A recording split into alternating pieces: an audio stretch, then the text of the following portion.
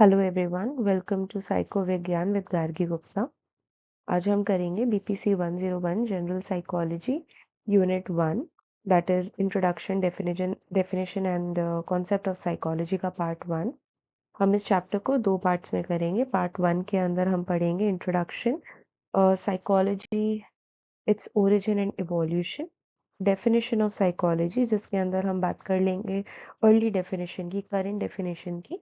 And third part जो हम करेंगे वो है nature and characteristics of behaviour. Part 2 के अंदर हम दो अलग टॉपिक्स करेंगे, जिसमें हम साइकोलॉजी एज अ साइंस के बारे में बात करेंगे और हम बात करेंगे सूडो साइकोलॉजी के बारे में, क्रिटिकल थिंकिंग के बारे में, एंड ऑल्सो अबाउट कि साइकोलॉजी क्या है और साइकोलॉजी क्या नहीं है। ये टॉपिक हम करेंगे हमारे पार्ट 2 के अंदर। तो चलिए पार्ट 1 शुरू करते हैं, जिसमें हम सबसे पहले बात करेंगे psychology, its origin and evolution. जब हम बात करते हैं कि साइकोलॉजी एक्चुअल में क्या होता है, एक नॉर्मल अगर किसी से पूछा जाए कि साइकोलॉजी क्या होती है, तो हमने कुछ वर्ड्स अपनी नॉर्मल लैंग्वेज में सुने होते हैं कि साइकोलॉजी एक ऐसा सब्जेक्ट है जिसमें एक इंडिविजुअल जो है वो दूसरे का दिमाग पढ़ सकता है। साइकोलॉजी को हम कई बार एस्ट्रोलॉजर, जेमोलॉजिस्ट, पामिस्ट, जो हमारा हाथ देख के हमारी किस्मत बताते हैं, उनके साथ कंपेयर कर लेते हैं। बट एक्चुअल में साइकोलॉजिस्ट कौन होते हैं और साइकोलॉजी क्या फील्ड होती है, वो हम आज बात करते हैं। तो हमारा पहला टॉपिक जो है कि साइकोलॉजी का ओरिजिन कहाँ से हुआ था और ये किस तरीके से टाइम बाय टाइम इवॉल्व हुई है, वो हम आज बात करेंगे। तो हम अगर सबसे पहले देखें कि साइकोलॉजी वर्ड आया कहाँ से था या साइकोलॉजी वर्ड इंट्रोड्यूस किसने किया था, तो 1870 के अंदर साइकोलॉजी जो था वो ग्रीक वर्ड था, साइक और लोगोस। साइक का मतलब होता है सोल एंड लोगोस का मतलब होता है स्टडी। तो अगर हम साइक और लोगोस को साथ में पढ़ेंगे तो हमारा वर्ड बनता है साइकोलॉजी। तो पहली जो डेफिनेशन साइकोलॉजी की दी गई थी वो क्या थी? द नॉलेज और स्टडी ऑफ द सोल। तो ये हमारी सबसे पहली डेफिनेशन थी साइकोलॉजी की। उसके बाद 1879 में विल्हेम वुंड ने सबसे पहली साइकोलॉजी की लैब इस्टेब्लिश करी थी लिप्जिग, जर्मनी के अंदर। एंड इसीलिए विल्हेम वुंड को फादर ऑफ मॉडर्न साइकोलॉजी कहा जाता है। क्यों? क्योंकि 1879 में सबसे पहले साइकोलॉजी लैब उन्होंने ही इस्टेब्लिश करी थी। बट यहाँ पर हमें कंफ्यूज नहीं होना है। नीचे आप अर्ली डेफिनेशन के अंदर बागा एंड सिंह ने हमें कहा कि रुडोल्फ गोएकले ने 1950 के अंदर टर्म साइकोलॉजी को पहली बार यूज किया था। तो अगर 1950 में पहली बार टर्म साइकोलॉजी यूज हुआ था, तो फादर ऑफ मॉडर्न साइकोलॉजी 1879 में कैसे आ गए? इसका रीजन ये है कि साइकोलॉजी जो है उसकी रूट्स कहाँ पर है? हमारे फिलोसफी और फिजियोलॉजी के अंदर। एंड हमारे जो विलियम वुंड थे, ये कौन थे? ये एक डॉक्टर थे जर्मनी के अंदर, जो कि फिजियोलॉजी के अंदर काम कर रहे थे। एंड जब ये फिजियोलॉजिस्ट थे और काम कर रहे थे, तब इन्होंने अपना time as a professor of philosophy psychology को फाइंड करने के अंदर लगाया। एक अलग डिसिप्लिन ओरिजिनेट करा जिसको आज हम साइकोलॉजी कहते हैं। उसके बाद 2004 में दंदापानी ने बताया कि कुछ एंशियंट ग्रीक फिलोसोफर्स थे कि जब इनकी विल्हेम वुंड ने फाइनली साइकोलॉजी के बारे में कुछ बात करी। बग्गा एंड सिंह के अकॉर्डिंग रुडोल्फ गोएकले ने बताया कि साइकोलॉजी जो है वो फिलोसफी एंड फिजियोलॉजी से ओरिजिनेट हुआ एक सब्जेक्ट है। तो दादापानी ने भी 2004 में बताया कि साइकोलॉजी जो है वो एंशियंट ग्रीक फिलोसोफर्स ने अपने राइटिंग्स में कहा है कि एक साइंस ऑफ माइंड है। साइंस ऑफ माइंड मतलब आपके माइंड की एक स्टडी है, जिसको इन्होंने साइकोलॉजी बोला है। बट आगे जब गए तो बात बदली गई कि नहीं, ऐसा नहीं है। साइकोलॉजी जो है वो पहले साइंस ऑफ सोल बोल रहे हो, फिर अब बोल रहे हो कि साइंस ऑफ माइंड है। तो लोगों को ऐसा लगता था कि सोल, माइंड एंड कॉन्शियसनेस ये एक जैसे से टर्म्स हैं। एंड आप किसी के माइंड को पढ़ रहे हो, सोल को पढ़ रहे हो, या किसी के कॉन्शियस के बारे में बात कर रहे हो, तो ये एक ही चीज़ है। बट जब हमने यहाँ बात करी थी कि साइकोलॉजी एक स्टडी ऑफ सोल है, जो कि हमारी फर्स्ट डेफिनेशन थी, ये रिजेक्ट हो गई थी। ये क्यों रिजेक्ट हो गई थी? क्योंकि सोल एक फर्म फाउंडेशन होता है जिसके ऊपर कोई एथिकल वैल्यूज होती है, एंड किसी भी सोल का रियलाइजेशन हमारी लाइफ का चीफ मिशन माना जाता था। तो क्योंकि ये एक अनएक्सेप्टेबल कन्विंसिंग प्रूफ नहीं था इसके पास, that's why it was unaccepted. ना हमारे पास यहाँ इसके लिए कोई एविडेंस था, ना कोई हमारे पास एक पुख्ता कन्विंसिंग प्रूफ था। इस वजह से हमने नॉलेज ऑफ सोल डेफिनेशन को रिजेक्ट कर दिया, क्योंकि ये बहुत ही मेटाफिजिकल थी। इसको लेकर हमारे पास कोई भी बहुत स्ट्रॉन्ग रीजंस नहीं थे। बाद में जब ग्रीक फिलोसोफर्स ने बात करी कि साइंस ऑफ माइंड होता है, तो उन्होंने ये कहा कि साइकोलॉजी जो होती है हमारे मेंटल फिलोसफी की ब्रांचेस होती है। और psychology as a mental, like your mental philosophy, इन्होंने कहा कि इसके अंदर कोई भी बिहेवियर या कोई भी माइंड ऐसी कोई चीज़ें नहीं आती है जो कि मेजर करी जा सकती है। एंड क्योंकि हम कह रहे हैं कि साइकोलॉजी एक साइंस है, तो ये अपने आप क्लियर करता है कि ये मेजरेबल होना चाहिए। बट क्योंकि यहाँ पर जब हम साइंस ऑफ माइंड की बात कर रहे हैं, तो कोई भी मेजरिंग नहीं था कि आप माइंड को कैसे मेजर करोगे, तो ये डेफिनेशन भी रिजेक्ट कर दी गई थी। फिर आगे कहा गया कि साइकोलॉजी जो है वो एक साइंस ऑफ कॉन्शियसनेस है। अब साइंस ऑफ कॉन्शियसनेस को कहा गया कि साइकोलॉजी का मेन बिजनेस जो होता है वो इंसान का कॉन्शियस एक्सपीरियंस होता है। मतलब इंसान अपने होशो-हवास में क्या सोचता है, क्या करता है, वो साइकोलॉजी होता है। और अगर हम उसी को स्टडी कर रहे हैं, तो वो हमारे सब्जेक्ट हो गया। नाउ कॉन्शियसनेस जो होता है वो हमें हमारे आसपास की सिचुएशन की चीज़ों से हमें अवेयर करवाता है। बट ये डेफिनेशन भी हमारी रिजेक्ट कर दी गई। क्यों रिजेक्ट कर दी गई? क्योंकि यहाँ पर कॉन्शियसनेस के अंदर आपके थॉट्स के बारे में तो बात करी गई थी, थॉट्स को एक्सप्लेन करा गया था, बट बिहेवियर के बारे में कोई भी बातचीत नहीं करी गई थी। तो इसीलिए साइकोलॉजिस्ट ने इस डेफिनेशन को भी रिजेक्ट कर दिया। फिर आई modern psychology. Now father of modern psychology अभी भी विलियम वुंड है, बट हमारी मॉडर्न साइकोलॉजी को क्या कहा गया? Science of behaviour. Now science of behaviour comes from the father of school of behaviourism, that is Watson. Watson जो थे, इन्होंने बिहेवियरिज्म के बारे में काफ़ी बातचीत करी। एंड जो हमारी मॉडर्न साइकोलॉजी है वो इसी से इवॉल्व हुई, जिसमें हमने साइकोलॉजी को एक साइंस ऑफ बिहेवियर कहा गया।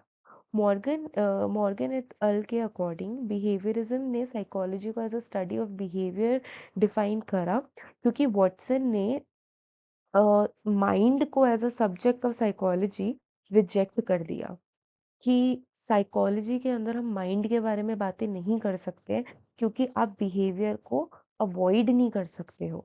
साइकोलॉजी के अंदर बिहेवियर एक इम्पॉर्टेंट फैक्टर है। तो वॉटसन ने ह्यूमन और एनिमल बिहेवियर के बीच में कोई बहुत ज़्यादा डिफरेंशिएशन नहीं करा in the terms of behaviour. And उन्होंने कहा कि हम हमारे खुद के बिहेवियर को स्टडी कर सकते हैं अगर हम एनिमल बिहेवियर को स्टडी करते हैं। तो उन्होंने एम्फेसाइज करा कि कोई भी चीज़ इनेट नहीं है, एंड हर चीज़ आप समय के साथ सीख सकते हो। इनेट का मतलब कोई भी चीज़ आपके पैदा होते ही नहीं सीखी आपने, या पैदा होते ही नहीं आई है। आप विद टाइम भी चीज़ें सीख सकते हो। तो आगे फिर वुड्सवर्थ ने बड़ी ही गजब की बात बोली कि psychology lost its soul, then its mind, and then it lost its consciousness, it still has behaviour of sort. मतलब कि साइकोलॉजी की जो पहली डेफिनेशन थी उसमें हमने बात करी थी कि साइकोलॉजी जो है वो सोल है। तो साइकोलॉजी ने सबसे पहले अपना सोल खोया, उसके बाद उसने अपना माइंड खोया, फिर उसने अपनी कॉन्शियसनेस खोई, बट अभी भी साइकोलॉजी के अंदर कुछ अपना बिहेवियर बाकी है। नाउ हम बात करते हैं कि करंट डेफिनेशंस क्या है साइकोलॉजी की। सो वुडवर्थ ने सबसे पहली एक डेफिनेशन दी साइकोलॉजी की, that it is the scientific study of activities of individual in relation to his environment. That means कि इंसान अपने आसपास जो भी एनवायरनमेंट देख रहा है उससे रिलेटेड उसकी क्या एक्टिविटीज है। फॉर एग्जाम्पल, आपने एक गर्म पतीले को छुआ, तो आपने छूने के बाद क्या करोगे, आप हाथ हटा लोगे। नाउ एक बिहेवियर जनरेट हुआ कि आपका एनवायरनमेंट क्या था और उसके बेसिस पे आपने क्या एक्टिविटी करी। इन दोनों के रिलेशन को स्टडी करने को इन्होंने साइकोलॉजी कहा। नेक्स्ट मुन ने एक डेफिनेशन दी जिसमें उन्होंने कहा कि psychology today concerns itself with the scientific investigation of behavior, including from the standpoint of behavior, much of what earlier psychologists dealt with as experience. तो इन्होंने सिर्फ किस पे फोकस करा कि हमारे बिहेवियर पे क्या प्रॉपर आप इन्वेस्टिगेशन कर रहे हो, क्यों कोई पर्टिकुलर इंडिविजुअल एक पर्टिकुलर तरीके से बिहेव कर रहा है। मॉर्गन इटल ने 1986 के अंदर डेफिनेशन दी कि साइकोलॉजी जो है वो science of human and animal behaviour है। जैसे कि हमने भी बात करी थी कि अगर आप ह्यूमन और एनिमल बिहेवियर को स्टडी करते हो तो आप अपने खुद के बिहेवियर को बहुत अच्छे से समझ सकते हो। It includes the application of this science to human problems. इसका बहुत सिंपल सा तरीका है, एक एनिमल है, उस एनिमल को भूख लगी, तो वो क्या करेगा, वो लेट्स से ग्रास खाएगा या फिर वो हंट करेगा, right. This was a story of an animal. ठीक है, इसने हंट करा या ग्रास खाई क्योंकि इसे भूख लगी। Now if we talk about a human, अगर ह्यूमन को भूख लगेगी तो वो क्या करेगा, वो भी सेम चीज करेगा। या तो वो अपने खाने के लिए एनिमल हंट करेगा या फिर वो ग्रास और may be any plant product ढूंढेगा। तो अगर एक एनिमल का बिहेवियर आपको समझना है कि वो हंट क्यों कर रहा है, तो वही सेम आप ह्यूमन के बिहेवियर पे भी अप्लाई कर सकते हो। या आप इसको इस तरीके से समझो कि एनिमल किसी भी जानवर को हंट क्यों करेगा, what could be the reasons कि एक एनिमल जो है वो हंट करेगा। हंट के लिए एनिमल के पास क्या रीजन हो सकते हैं, आइदर फॉर फूड और फॉर डोमिनेंसी, है ना। तो एक अगर इंसान की बात करी जाए तो वो पहले के ज़माने में हंटिंग क्यों करता था, या तो अपनी भूख मिटाने के लिए या फिर सोसाइटी के अंदर अपनी डोमिनेंसी दिखाने के लिए। तो मॉर्गन एट अल के अकॉर्डिंगली साइकोलॉजी जो थी वो ह्यूमन एंड एक एनिमल बिहेवियर का साइंस है। फेलमैन ने 1996 के अंदर कहा, the scientific study of behaviour and mental processes is psychology. उसके बाद टैवरिस एंड वेड ने एक और डेफिनेशन दी, the scientific study of behaviour and mental process and how they are affected by an organism's physical state, mental state and external environment. Das ने 1998 में कहा कि साइकोलॉजी जो है वो सब कुछ ह्यूमन बिहेवियर मेंटल प्रोसेस के बारे में है। लेई ने कहा कि science of behaviour and mental process. इसके बाद बैरन ने भी 1999 में कहा कि साइकोलॉजी जो है वो बिहेवियर एंड कॉग्निटिव प्रोसेसेस की स्टडी होती है। नाउ कॉग्निटिव प्रोसेस क्या होते हैं, कॉग्निटिव प्रोसेस आपके परसेप्शन हो गया, आपकी थिंकिंग हो गई, मेमोरी हो गए, ये सारे जो प्रोसेसेस होते हैं इनको हम ऑल टुगेदर बात करते हैं हमारे कॉग्निटिव प्रोसेसेस के अंदर। नारीन ने फिर 2003 के अंदर कहा कि साइकोलॉजी जो है वो साइंटिफिक स्टडी है बिहेवियर एंड माइंड की। आइसेंक ने 2004 में बोला that science in which behaviour and other evidence is used to understand the internal processes. That means कि ऐसा इंटरनल प्रोसेस जिसकी वजह से एक एक्सटर्नल बिहेवियर एग्जिबिट हो रहा है वो साइकोलॉजी होती है। फिर मेयर सेक्रेटरी कून एंड मिटरर ने कहा कि साइकोलॉजी जो है वो scientific study of behaviour and mental process है। फ्रेथिस ने भी 2008 में कहा कि साइकोलॉजी जो है वो एक ऐसी साइंस है जो बिहेवियर एंड मेंटल प्रोसेस को स्टडी करती है। नाउ यहाँ पर आपको ऑब्जर्व करने वाली बात क्या है कि सबने साइकोलॉजी को क्या डिफाइन करा है, as a study of mind and behavior. Now, behavior could be of animal or a human. That is also something that you should keep in mind. अगर कोई भी क्वेश्चन आता है आपका जिसके अंदर वो बात कर रहे हैं साइकोलॉजी की, फॉर एग्जाम्पल आपका क्वेश्चन आ रहा है व्हाट इज साइकोलॉजी, या क्वेश्चन आ रहा है what is the goal of psychology, या आपसे पूछा जा रहा है कि व्हाट इज द नेचर और the characteristic of psychology, no matter what the question is, if it is about psychology, make it a point कि आप नाम के साथ एक डेफिनेशन लिखो। सबसे सिंपल बैरन की है, the science of behaviour and cognitive processes.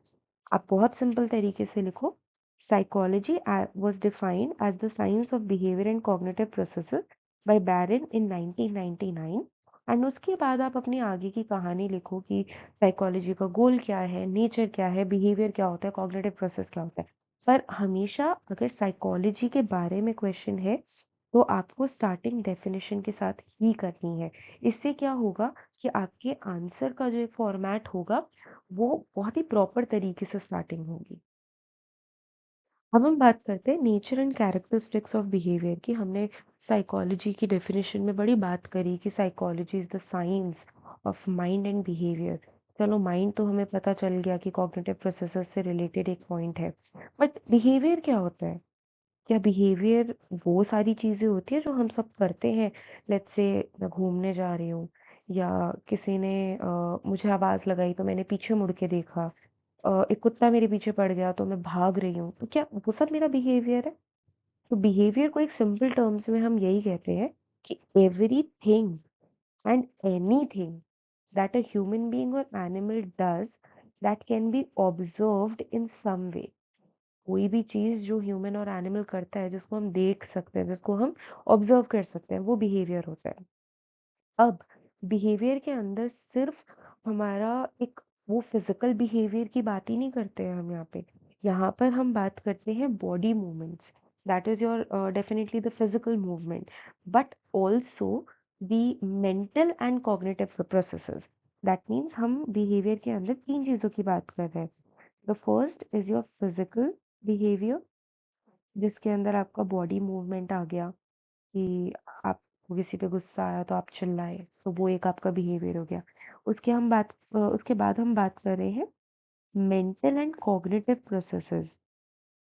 Mental and cognitive processes क्या होते हैं? जैसे कि आपकी फीलिंग्स, आपका एटीट्यूड, आपका थॉट, इमोशंस, या कोई भी इंटरनल इवेंट्स जो कि डायरेक्टली या इनडायरेक्टली हम ऑब्जर्व कर सकते हैं या हम उन्हें मेजर कर सकते हैं, मे बी किसी के वोकल बिहेवियर के थ्रू, या फिर वो किस तरीके से किसी प्रॉब्लम या सिचुएशन पे रिएक्ट कर रहे हैं, उससे हम मेंटल एंड कॉग्निटिव बिहेवियर को भी स्टडी कर सकते हैं। फॉर एग्जाम्पल, जब किसी की डेथ होती है तो हम दो तरीके के लोगों को ऑब्जर्व करते हैं। एक होते हैं जो अपनी फीलिंग्स को बिल्कुल नहीं कंट्रोल कर पाते, एक होते हैं जो अपनी फीलिंग्स को कंट्रोल करके सारे अरेंजमेंट्स करते हैं। तो ये क्या है? ये एक मेजर ऑफ देयर बिहेवियर है, मेंटल बिहेवियर है, कि वो किस तरीके से अपनी फीलिंग्स को हैंडल कर रहे हैं उस पर्टिकुलर टाइम पीरियड पे। उसके बाद हम बात करते हैं कैरेक्टरिस्टिक्स ऑफ बिहेवियर। तो हमारी इग्नू के बुक के अंदर बताया गया है, परमेश्वरन एंड बीना के अकॉर्डिंग कैरेक्टरिस्टिक्स ऑफ बिहेवियर जो है, it is influenced by multiple factors such as biological, cultural, environmental, past experience, motivational, emotional और कॉग्निटिव। अगेन कॉग्निटिव मतलब फीलिंग्स, इमोशन, मोटिवेशन या थॉट्स। तो हमारा जो बिहेवियर है वो हमारे बायोलॉजिकल फैक्टर्स मतलब अगर मेरी तबीयत खराब हो रही है तो मैं थोड़ी चिड़चिड़ी होंगी, मेरी तबीयत बिल्कुल सही है तो मेरा बिहेवियर अलग होगा। So our behavior is influenced by our biological functioning. Cultural factors. If my cultural factor, as in, let's say, my culture says that women is supposed to be a dominant personality, so my behavior is going to be that way. Social. Let's say my society sees कि एक लड़की को kitchen में रहना चाहिए, ऊंची आवाज में बात नहीं करनी चाहिए, तो मेरा सोशल फैक्टर्स जो है वो मेरे बिहेवियर को अफेक्ट करेंगे, मैं उसी तरीके से बिहेव करूंगी।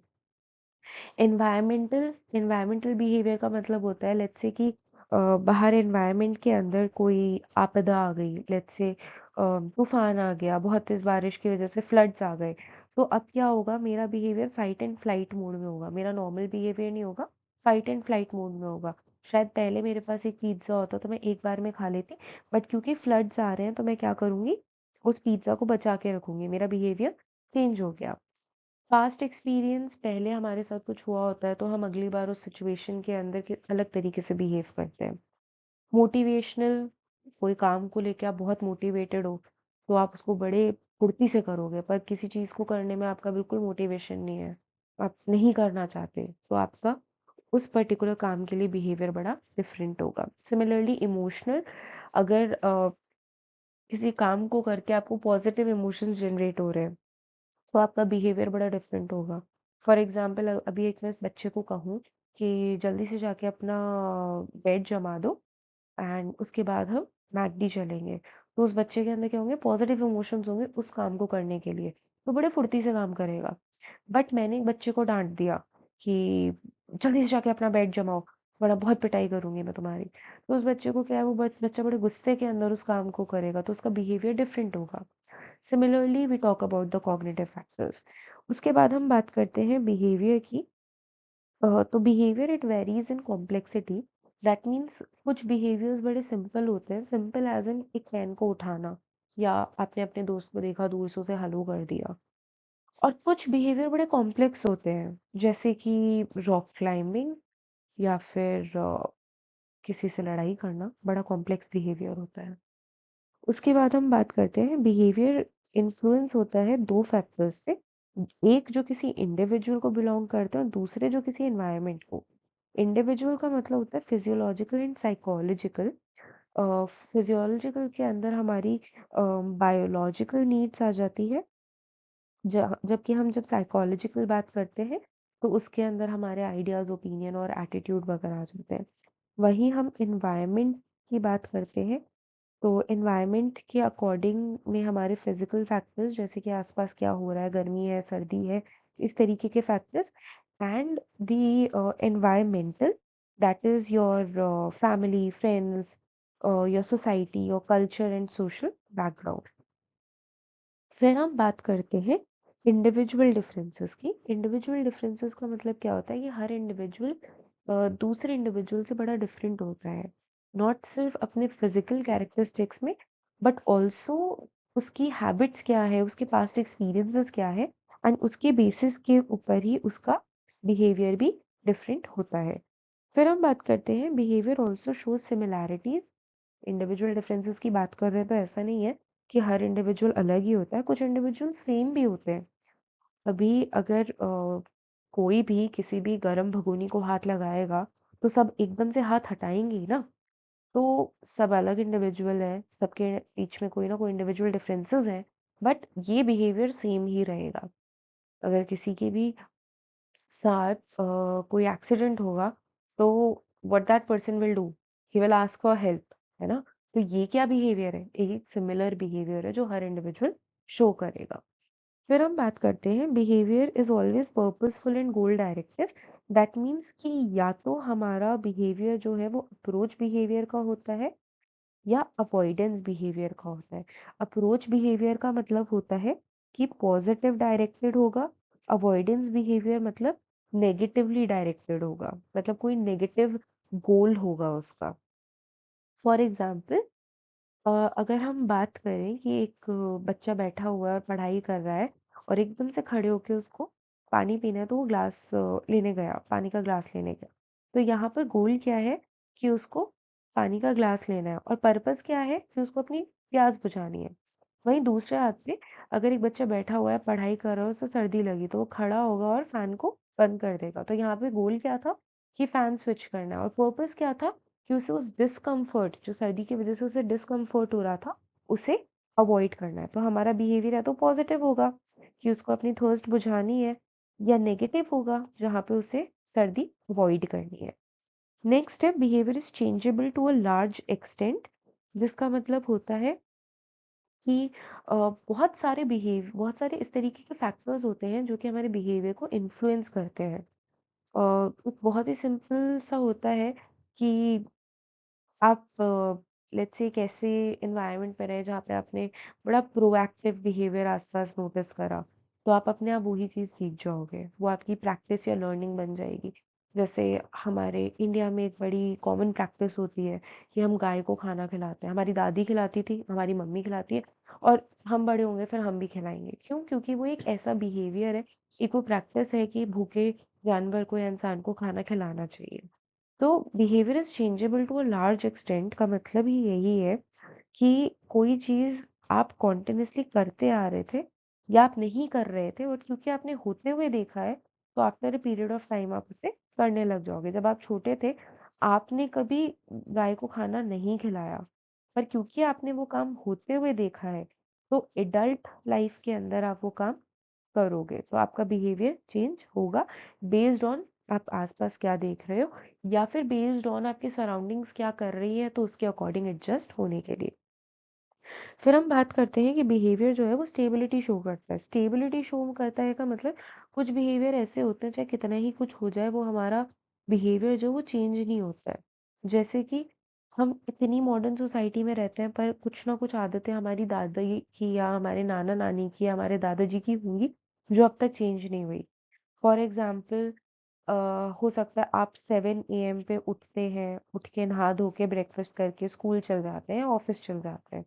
बट आपके दादी जो हैं वो 5 बजे उठती हैं बेनागा, चाहे सर्दी हो, चाहे गर्मी हो, चाहे बारिश हो, कुछ भी हो। वो 5 बजे उठती है, 5:30 बजे तक नहाती है, उसके बाद वो 6 बजे अपनी पूजा करने मंदिर जाती है। ठीक है, आपने घर में बड़ा मंदिर बनवा दिया, बट स्टिल वो बाहर जाके एक मंदिर में पूजा करके आती है। वो एक ऐसा बिहेवियर है जो विद टाइम भी चेंज नहीं होता है। वो क्या दिखाता है कि हमारा बिहेवियर बड़ा ही स्टेबल होता है। लास्ट कैरेक्टरिस्टिक होता है बिहेवियर का that it is integrated. It is integrated that means it is influenced by multiple factors. For example physiological, psychological, personal and social purposes. कई बार कुछ पर्सनल फैक्टर्स होते हैं जिसकी वजह से हमारा बिहेवियर चेंज होता है या सोशल फैक्टर्स होते हैं। मैं अपने फ्रेंड्स के साथ एक पार्टी में गई, वहाँ मेरा बिहेवियर बड़ा डिफरेंट होगा एज कम्पेयर टू मैं एक ऑफिस ग्रुप के साथ पार्टी में गई। तो हर एक इंडिविजुअल जो कि डिफरेंट सिचुएशन में डाला जाएगा वो एक डिफरेंट कैरेक्टरिस्टिक एक डिफरेंट बिहेवियर शो करेगा। जैसे कि हम एक सिचुएशन लेते हैं कि क्लासरूम के अंदर प्रिंसिपल आई तो जो हमारा फ्रंट बेंचर होगा वो बच्चा बड़ा सीधा साधा तमीज से बैठ जाएगा कि वो प्रिंसिपल आ रही है। बैक बेंचर स्टूडेंट होगा बोले अरे टीचर आ रही है चलो थोड़ी शैतानी करते हैं। नाउ वहाँ क्या था सेम सिचुएशन में दोनों स्टूडेंट्स थे बट दोनों का बिहेवियर अलग था। So every individual is different and when put in a similar situation or a different situation, they still show some characteristics, some ways or styles of behavior जो कि हमें उनका बिहेवियर प्रिडिक्ट करने में हेल्प कर सकता है। मैं बैक बेंचर की बात करूँगी और आपको ये सिचुएशन दूँगी, आप सब यही बताओगे कि हाँ बैक बेंचर है तो शैतानी ही करेगा, फ्रंट बेंचर है तो सीधे-साधे बच्चे की तरह ही बैठा रहेगा। तो हमने बात करी है आज इस वीडियो में कि साइकोलॉजी कैसे इवॉल्व हुई, साइकोलॉजी का ओरिजिनेशन कहाँ से हुआ था, पहले साइकोलॉजी की क्या डेफिनेशंस दी गई थी एंड करेंटली हम साइकोलॉजी की कौन सी डेफिनेशंस एक्सेप्ट करते हैं। साइकोलॉजी का अंदर जब हम बिहेवियर की बात कर रहे हैं तो उसकी नेचर और कैरेक्टरिस्टिक्स क्या है उसके बारे में हमने बात करी है। अगले वीडियो में हम बात करेंगे साइकोलॉजी एज अ साइंस जिसके अंदर हम साइंस के कैरेक्टरिस्टिक्स क्या होते हैं, साइकोलॉजी क्या है क्या नहीं है, सूडो साइकोलॉजी क्या होती है, हम इस बारे में बात करेंगे। हम बात करेंगे कि साइकोलॉजी जो एज अ सब्जेक्ट है किस तरीके से मिसयूज किया जाता है एंड एज अ साइकोलॉजिस्ट और अ स्टूडेंट ऑफ साइकोलॉजी क्या प्रिंसिपल्स होते हैं क्रिटिकल थिंकिंग के या क्या एक साइकोलॉजिस्ट से एक्सपेक्ट किया जाता है और साइकोलॉजी के क्या टास्क होते हैं, ये सब बातें हम हमारे अगले वीडियो में करेंगे जिसके लिए प्लीज़ आप मेरा चैनल सब्सक्राइब कर लीजिए सो दैट आपको नोटिफिकेशन आ जाए जैसे ही मैं अपना सेकंड वीडियो डालूँ या कोई नया वीडियो डालूँ। Thank you so much for watching it patiently and अगर इन टॉपिक से रिलेटेड आपको कोई भी क्वेश्चंस हो तो प्लीज़ नीचे कमेंट्स में या फिर मेरे ईमेल एड्रेस पे आप मुझे रिप्लाई कर सकते हैं। Thank you so much and have a great day ahead. Bye bye.